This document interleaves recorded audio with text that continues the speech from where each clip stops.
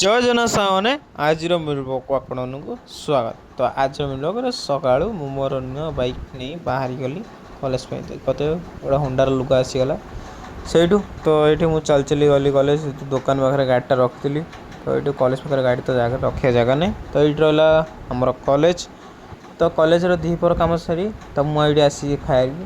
ତ ଦେଖି ସୁନ୍ଦର ଭୋଜନଟେ ଆଜି କଲି, ବହୁତ ଟେଷ୍ଟି ଥିଲା। ଖାଇସାରିଲା ପରେ ମୁଁ ଆଜି ଦୋକାନ ପଳେଇ ଆସିଥିଲି, ଯେହେତୁ ଆଜି ଶନିବାର ଥିଲା ତ ହାଫ୍ ଡେ ଥିଲା। ତ ହାଫ୍ ଡେର କାମ ସାରି ମୁଁ ଏଇଠି ଦୋକାନରେ କେତେ କାମ କେଶ ଭାଇ କରୁଛନ୍ତି।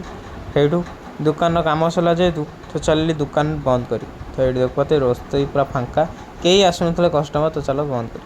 ତ ବାପା କହିଲେ ଗାଡ଼ିଟା ଟିକେ ଷ୍ଟାର୍ଟ ମାରି ଦେଖିଦେ ଗାଡ଼ି ଚାଲୁଛି ନା ନାହିଁ। ଦେଖିଲା ବେଳକୁ ଗାଡ଼ି ପୁରା ଓକେ। ତାପରେ ମୁଁ ଏଇଠି ଦେଖୁଥିଲି ଗାଡ଼ି ପୁରା ଲାଇଟ୍ ଫାଇଟ୍ ଅନ୍ଧାର କରିଦେଇଛି ଘର।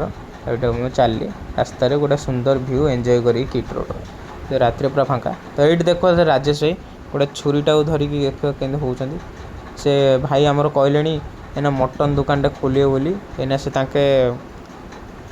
ତାଙ୍କେ ଛେଳି କାଟିବେ, ଦେଖୁଥିବେ ଛେଳି କଟାଳି ଦେଖୁଥିବେ। ତ ଆଜି ପାଇଁ ରହିଲା ଏତିକି ବ୍ଲଗ୍। ତ ନିଶ୍ଚିତ ବ୍ଲଗ୍ଟି ଭଲ ଲାଗିଥିଲା ଲାଇକ୍ ସବସ୍କ୍ରାଇବ୍ କରିବା ଚ୍ୟାନେଲକୁ। ଆଉ ବହୁତ ବହୁତ ଧନ୍ୟବାଦ।